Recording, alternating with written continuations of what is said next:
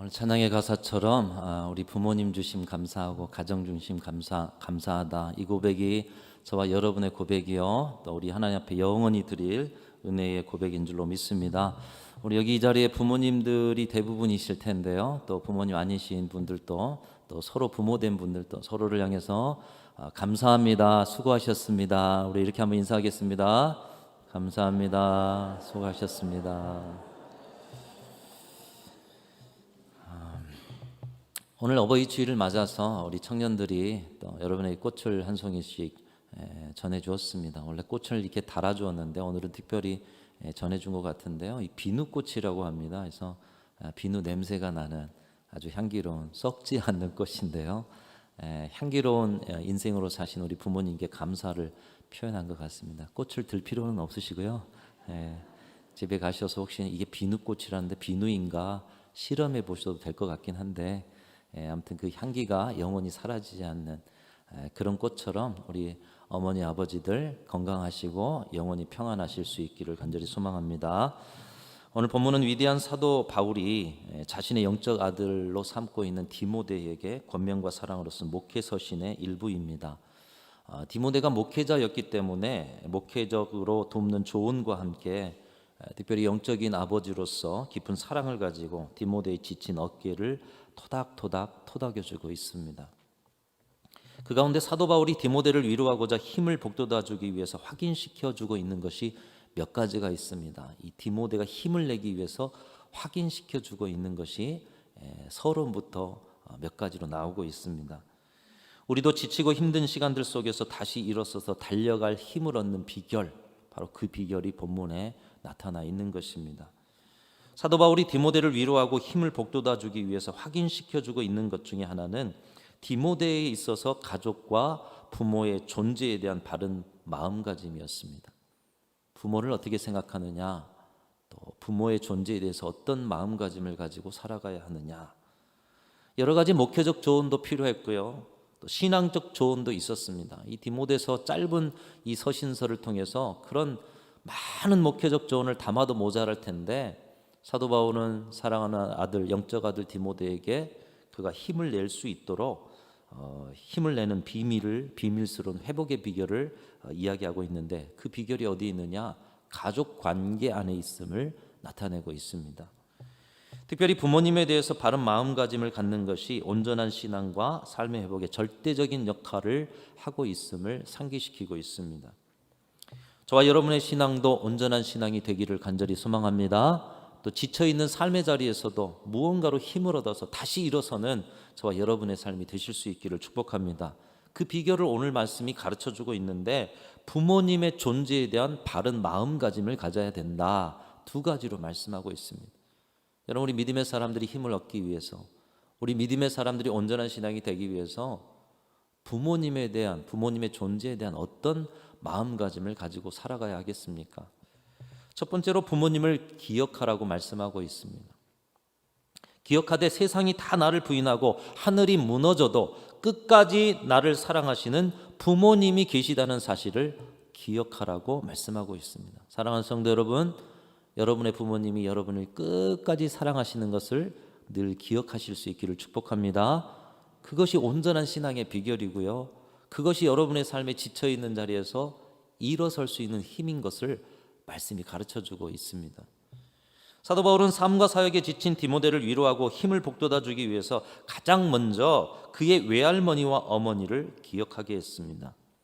외할머니 로이스, 어머니 유니게는 초대교회에서도 믿음 좋기로 소문난 그런 분들이었고, 네가 지금 믿음을 가지고 목회자로 사는 그 근본은 믿음 좋은 외할머니, 믿음 좋은 어머니로부터 근거한다. 그들이 너를 향해서 계속 기도하고 있음을 기억해라, 이렇게 힘낼 것을 이야기하고 있습니다. 사도 바울은 권면합니다. 디모데야, 네가 힘들고 어렵지만 너는 결코 포기해서도 안 되고 좌절해서도 안 된다. 왜냐하면 너는 믿음 좋은 외할머니, 어머니로부터 좋은 신앙을 물려받았기 때문이요. 내 안에 그분들의 믿음이 존재하고 있음을 잊지 말고, 힘겹고 어렵더라도 좌절하지 말고 능력과 사랑과 근신하는 마음으로, 절제하는 마음으로 네가 가야 할 길을 잘 가거라, 이렇게 권면하고 있습니다. 거기에다 사도 바울 자신도 디모데가 하나님의 일을 함에 있어서 그의 고난과 눈물이 무엇인지를 알고 있고 또 그것을 위해서 끊임없이 밤낮 간구하고 있다는 사실을 잊지 말고 내가 너를 위해서 기도하고 있다. 그리고 너의 외할머니, 어머니도 그 믿음 좋은 분들의 간구도 영원히 너를 향해서 진행되고 있다. 이것을 기억해라. 우리가 지치고 힘들 때, 삶이 너무 혼란스러울 때, 그래서 우리가 삶의 신앙의 자신감을 잃어갈 때 어떻게 우리의 인생을 다시 회복하고 시작할 수 있는가? 부모님을 기억하라는 거예요. 나를 끝까지 사랑해 주시는 그분을 기억하라는 것입니다. 인생이 나홀로 감당할 수 있는 손쉬운 일이라면 여러분 그냥 감당하면서 살면 되지만 우리네 인생 사실 돌아보면 전쟁터와 같은 그런 자리 아닙니까?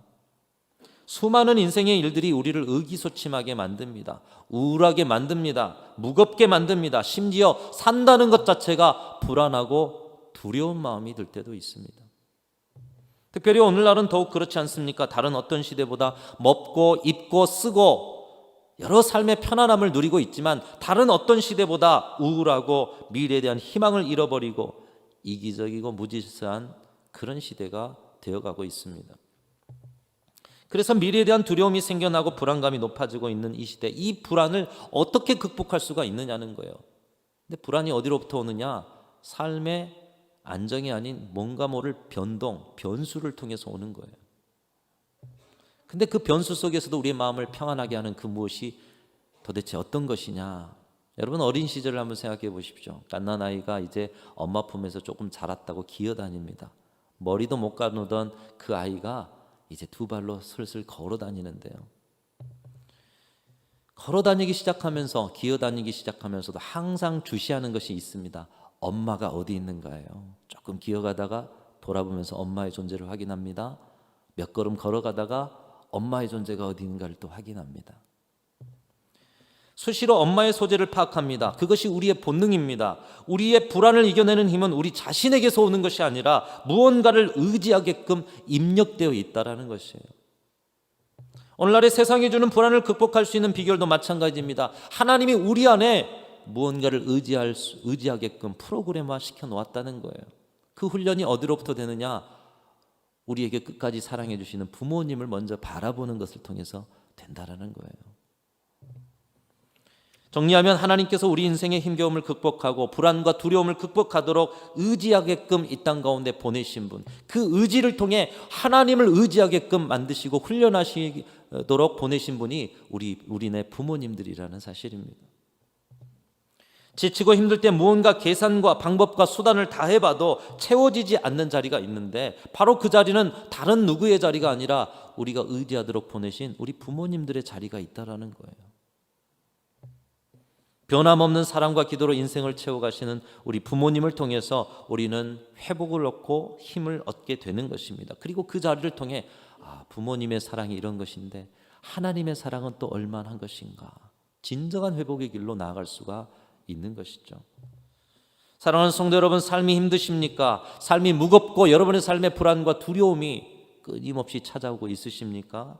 여러분의 부모님을 기억하실 수 있기를 축복합니다. 끝까지 모두가 여러분을 포기해도 끝까지 포기하지 않으시는 부모님을 기억하십시오. 그것이 힘들다면 영적인 어버이를 만나십시오. 우리의 마음과 영혼에 반드시 그분들의 자리가 있는 것입니다. 그분들이 있음을 기억하는 데서부터 내 내면과 영혼의 불안을 이겨낼 수가 있는 것입니다. 부모님을 기억하고 부모님을 사랑하고 부모님을 공경하는 것, 그것은 그분들을 위한 것이 아니라 곧 나를 위한 것이요, 우리의 삶의 버팀목이요, 시대가 주는 불안을 극복할 수 있는 하나님이 우리에게 주신 본능 가운데 주신 우리의 회복의 통로인 것입니다. 지난 2월 튀르키예에 최고 규모 7.8의 강진이 일어났습니다. 엄청난 인명과 재산 피해가 있었고 우리 교회도 800여만 원 여러분의 손길로 모아가지고 그 나라 알지도 못한 영혼들을 위해서 섬겼어요. 지진의 현장은 그야말로 생지옥의 자리이고 또 한 생명이라도 구조하기 위해서 구조대원들은 바쁘게 움직입니다. 이 튀르키예에 2011년에도 큰 지진이 있었는데요. 그날도 지진이 발생한 그 자리에 구조대원들이 열심히 한 생명이라도 찾기 위해서 다녔습니다. 어떤 집 주변을 열심히 헤매고 흙더미를 드러내면서 찾다가 흙더미 속에 웅크리고 있는 한 여성을 발견했습니다. 묻혀 죽어있는 그 여성의 자세가 이상했는데 마치 신께 기도하듯이 무릎을 꿇고 그리고 상체는 앞으로 숙인 채로 그렇게 죽어 있었다라는 것이죠.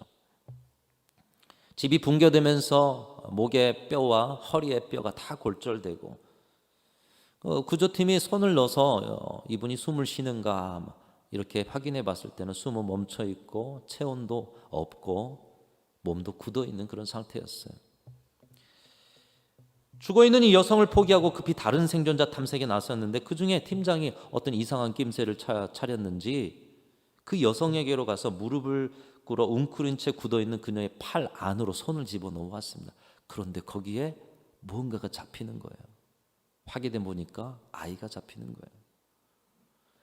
큰 소리를 쳤습니다. 여기 아이가 있다. 그러자 구조팀이 모여들었고요. 흙더미를 조심스럽게 걷어내고 엄마의 품에 꽃무늬 담요에 둘러싸인 3개월 아기를 발견했던 것입니다. 그 엄마는 집이 붕괴되는 급박한 순간에 아기를 보호하기 위해서 몸을 웅크려서 아기를 지킨 것이었습니다. 이 아이는 그 당시에 잠들어 있었고요. 의료팀이 아기의 상태를 확인하기 위해서 담요를 펼치자 그 속에 휴대폰이 나왔는데 엄마가 마지막에 가는 순간에 그 생명이 다다르는 힘이 남아있는 순간에 휴대폰에 글을 남겼어요. 영어로 이렇게 남겼습니다. If you can survive, 만일 네가 살 수 있다면 You remember, you have to remember that I love you. 너는 기억해야 한다. 뭘요? 내가 널 사랑하는 걸. 다시 정리하면 이렇습니다. 아가야, 만일 생존하거든 네가 살아있을 수만 있다면 너는 그 모든 순간에 내가 너를 사랑한다라는 그것을 기억해야 한다. 아가야, 만약 생존하거든 엄마가 너를 사랑한다는 것을 꼭 기억하기를 바란다. 이 문자를 본 구조팀들은 그 자리에서 울음을 멈출 수가 없었다는 것이죠. 비록 자신은 죽어 곁에서 함께 해줄 수 없지만 엄마가 자신을 사랑한다는 사실을 기억하고 혼자 살아남아서라도 그 사랑 안에서 세상을 이기며 잘 살아가기를 바라는 그 마음, 엄마의 마음이 표현되어 있는 거예요. 마지막 순간까지도 아이에게 힘을 주고 사랑을 주고자 몸부림치는 존재, 마지막까지도 그 사랑으로 아이가 힘을 얻어서 세상을 이기며 살기를 원하는 존재, 바로 그 존재가 우리네 어머니요, 우리네 아버지요, 우리의 부모님들인 줄로 믿습니다. 후에 이 아이가 홀로 남았지만 엄마가 마지막 순간조차도 자신을 얼마나 사랑하였는지 누구보다도 확실하게 기억하기에 세상 속에서 담대하게 살아가는 그 한 사람이 되지 않았겠습니까? 어떤 여자 목사님이 이런 고백을 합니다. 초등학교 다닐 때 집에만 오면 아빠가 자신을 안고 이렇게 물으셨다는 거예요. 세상에서 제일 예쁜 사람이 누구게? 저요. 그래, 맞아. 네가 세상에서 제일 예뻐. 이 목사님은 한참 후에야 자신이 제일 예쁜 아이가 아니라는 것을 알게 됐다는 거예요. 아빠 때문에 세상에서 제일 예쁜 줄 알았는데 살다 보니 그것은 아니었죠. 그럼에도 불구하고 내가 이렇게 사랑받는 딸이었구나, 아버지가 나를 이렇게 이뻐하셨구나, 이것이 자신의 자존감을 높여주었다는 거예요. 부모님께서 우리에게 주신 최고의 선물은 우리 자신이 자신을 신뢰할 수 있는 마음, 자신을 가치 있게 여기는 자존감이라는 말씀입니다. 오늘 이 시대 속에서 왜 우리가 불안해하고 왜 두려움이 커져갑니까? 세상 속에서 우리가 듣는 이야기들이 무엇입니까? 세상 속에서 우리가 듣지 못한 이야기는 무엇입니까? 세상이 우리에게 넌 필요한 존재야, 너는 없어서는 안 될 소중한 존재야, 이것을 이야기해 주지 않습니다. 오늘날 청년들 대학을 나옵니다. 심지어 대학원도 거의 많이들 나옵니다. 취업을 하려고 시험을 몇 번이건 봅니다. 그런데도 세상은 그들을 필요로 하지 않을 때가 있어요. 그럼 그 속에서 어떤 이야기를 듣겠어요? 오늘날 오랜 경력의 직장인들이 나이가 들지도 않죠. 대기업 같은 경우는 50대에 벌써 명예퇴직을 해야 하고요. 받아줄 곳 없는 사회의 현실 속에서 그 어디에서 넌 필요한 존재야, 너는 없어서는 안 될 소중한 존재라는 이야기를 아무 조건 없이 어디서 들을 수가 있겠어요? 여러분은 어디서 듣고 계십니까? 그런데 가정 안에서 우리 부모님들은 조건 없이 넌 소중한 존재야, 넌 어디에서도 바꿀 수 없는 귀한 존재야. 오늘 또 그 음성을 우리는 가정 안에서 듣고 들려주고 있는 줄로 믿습니다. 우리 부모님들은 우리가 태어나는 순간부터 지금까지 그리고 남은 세월도 우리의 존재만으로 계속해서 그 사랑의 이야기를 들려주고 계십니다. 언제나 내가 너를 위해서 기도하고 있단다. 너는 있는 것만으로도 내게 너무 소중한 존재야. 너는 내게 없어서는 안 될 귀한 존재야. 그렇기 때문에 자녀들은 언제나 나를 위해 마지막까지 기도하는 한 분, 부모님이 계시다는 사실, 그 부모님의 기도가 나를 향해 있다는 사실만 기억해도 우리는 세상의 그 힘겨움 속에서 다시 힘을 얻어 일어설 수 있게 되는 줄로 믿습니다. 하나님이 우리 곁에 부모님을 주신 이유가 무엇이에요? 바로 이것이에요. 하나님이 여전히 그 연세가 많은데도 부모님을 우리 곁에 두시는 이유가 바로 그것이라는 사실입니다. 우리에게 인생의 짐이 되게 하시기 위해서 부모님을 두시는 것이 아니에요. 아직도 우리를 위해서 기도할 것이 남았으니 부모님을 남겨주시는 거고, 아직도 우리 홀로 인생을 감당할 수 없으니 부모님을 여러분 곁에 남겨주신 거예요. 감사할 일이죠. 우리가 이것을 기억할 수만 있다면, 우리가 우리 곁에 계신 부모님이 나 때문에 나를 위해서 기도할 것이 남았고, 아직도 내가 스스로 감당할 수 없는 인생의 자리를 위해서 도우실 것이 남았기 때문에 부모님이 계시다는 것, 이것을 기억할 수만 있다면 여러분, 부모님의 사랑 안에서 우리는 그 어떤 상황 가운데서도 담대하게 불안과 두려움을 이기며 세상 가운데 승리할 수 있게 될 줄로 믿습니다. 사랑하는 순천중앙교회 모든 성도님들, 부모님의 사랑을 기억하십시오. 그 끝나지 않은 사랑을 통해서 여러분 힘겹고 어려운 자리에 그 힘으로 일어서는 귀한 성도들이 다 되실 수 있기를 주님의 이름으로 축원합니다. 오늘 말씀이 가르쳐주는 부모님 존재에 대한 바른 마음가짐, 첫 번째, 부모님을 기억하는 거예요. 끝까지 하늘이 무너져도 계속해서 우리를 사랑해 주신 부모님의 사랑을 기억하라.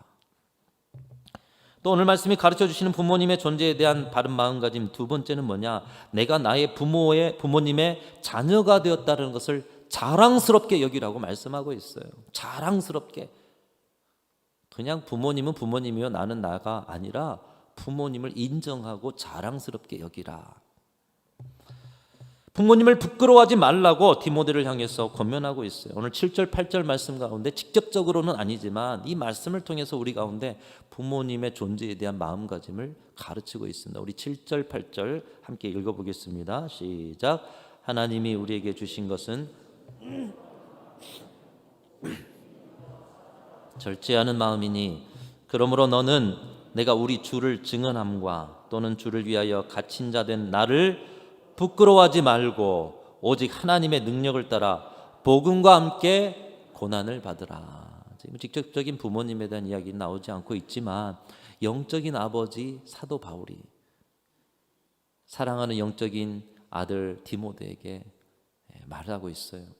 내가 예수 그리스도를 전파하다 감옥에 들어가 있는 것에 대해서 사람들은 조롱할지라도, 사람들은 실망할지라도 너는, 내 영적인 자녀인 너는 나를 부끄러워하지 말고 나와 같이 고난을 받아라. 디모데에게 사도 바울은 인생과 신앙의 롤모델이었습니다. 그런데 신앙의 롤모델이 감옥에 갇힙니다. 핍박을 받습니다. 실패자가 된 모습으로 세상 가운데는 드러낼 수 없는 범죄자가 가는 그 감옥에 간 거예요. 내가 가야 할 길이 저런 길인가? 내가 가야 할 길이 실패자의 길인가? 내가 가야 할 길이 저 감옥인가? 나의 그 목회의 여정도 결국은 저 고난과 역경의 힘겨운 길인가?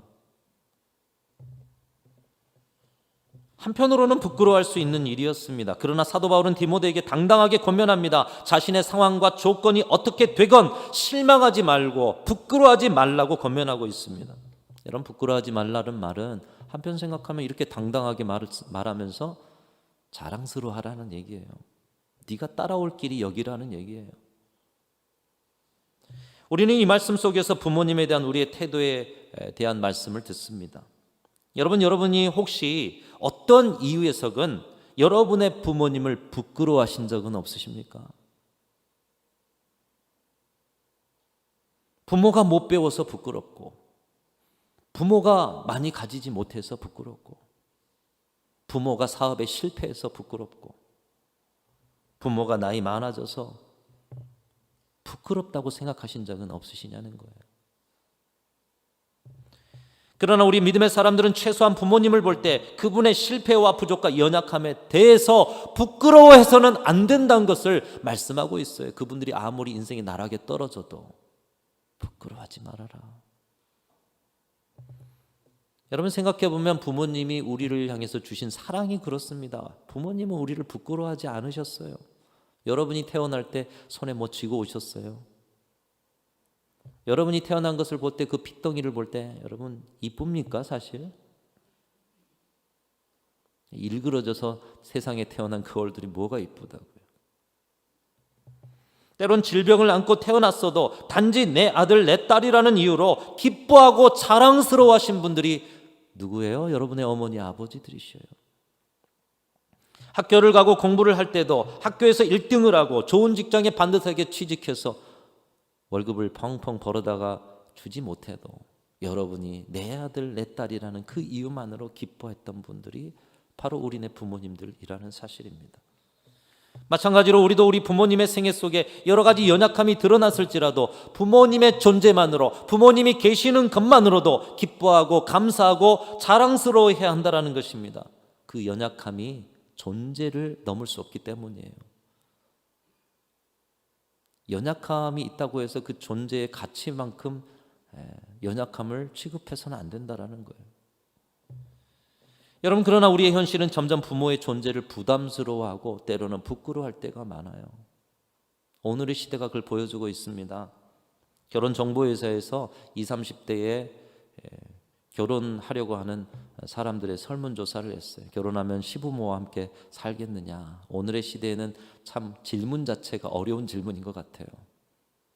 근데 이 설문조사에서 여성의 93.4%, 그러니까 10명 중에 한 9명 이상입니다. 9명도 아니고 9명 이상이. 그리고 남성 중에 43.6%, 10명 중에 4명 이상이 부모님과 같이 살지 못하겠다라는 응답을 줬다는 거죠. 오늘날은 뭐 혼자 사는 그런 시대가 됐기 때문에 당연한 것 아닙니까? 이렇게 하겠지만 서글픈 것은 부모님의 존재, 부모님과 함께 살아간다라는 것을 부담스러워한다라는 그런 세상 풍조를 보여주고 있어요. 사실 성경도 하나님의 창조의 원리의 가정은 남자가 부모를 떠나 아내와 합하여 한 몸을 이룰지로다. 부모에게 정서적, 경제적 독립을 하는 것이 성경적 가정이다. 이렇게 말씀하고 있습니다. 그러나 오늘날의 젊은이들은 자유롭고 싶어서 함께 살기 싫어하면서도 자녀를 낳아 맡길 데가 없거나 아쉬운 일이 생기면 그때는 부모님을 찾는 거예요. 자기들이 자유롭고 싶어서 홀로 살아가면서요. 급할 때는 부모님을 찾아 의존하는 것입니다. 그러나 그것은 성경이 말하는 완전한 독립이 아닙니다. 진정한 독립, 진정 건강한 가정은 힘겹고 어렵더라도 떠나 산다면 부모님을 의존하지 않고 자신의 자녀를 길러내야 하는 것입니다. 그렇다고 자녀를 맡긴 자체가 나쁘다고 말씀드리는 것은 아닙니다. 정말 독립하고 싶어서 떠났다면 모든 것에 의존하지 말아야 한다는 거예요. 자유롭고 싶어서 떠났으면 그 자유에 대한 책임으로 자신이 모든 것을 책임지며 살아야죠.